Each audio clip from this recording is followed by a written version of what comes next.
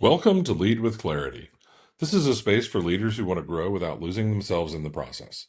Each episode is a short reflection on leadership, influence, and the inner work that shapes how we show up for others.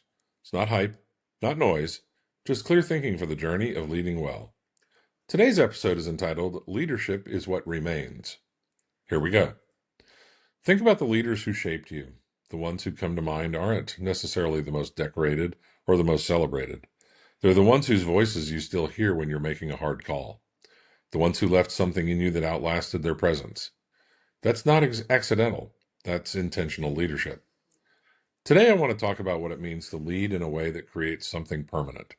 Not a legacy in the abstract sense, but something real and measurable. The capability, the judgment, the character of the people you lead.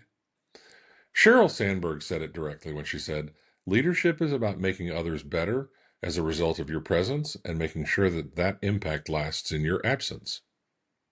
Two parts: what you do while you're there and what remains when you're not. Most of us focus entirely on the first part. We show up, we drive results, we lead initiatives. We measure ourselves by what gets done on our watch, and then we move on. And we're surprised when things shift. I've worked with senior leaders across industries who were genuinely excellent operators, high performers, people their organizations trusted and their teams respected.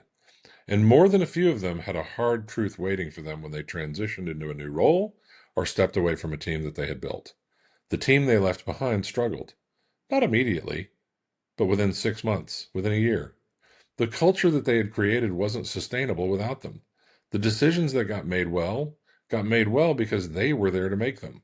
When they left, so did the system. That's a leadership gap, and it's more common than most executives want to admit. Here's where leaders get it wrong. They assume that if the team performs while they're present, the development work is done. That presence equals progress.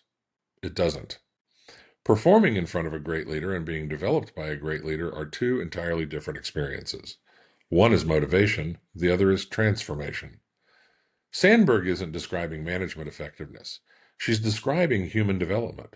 She's talking about the kind of leadership that transfers something permanent into the people around you. Here's the reframe. The goal is not to be indispensable. The goal is to make yourself progressively unnecessary.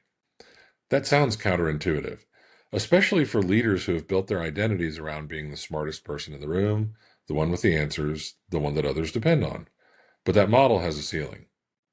The leaders I've seen create enduring organizations are the ones who got out of the way incrementally. They gave ownership before people felt ready. They asked questions instead of offering solutions. They let people fail in recoverable ways and used those moments to teach rather than rescue. They were present with purpose. Every interaction was a deposit into someone else's capability account. So here's a question worth sitting with. If you stepped away from your team tomorrow, not in a crisis, but just in a normal transition, what would the evidence be that you had been there? Would your team make decisions the way you taught them to think? Would they hold the culture you built? Or would they drift toward what's comfortable? Would they develop the people beneath them because they saw you do it? The answer to those questions is your leadership report card, not your P&L, not your promotion history. What you left in the people is the measure. Sheryl Sandberg gave us a definition of leadership that demands more than performance. It demands investment. It demands the discipline to develop people when it's slower than doing it yourself. It demands the humility to share the stage, give away the credit, and build something that doesn't require you to sustain it.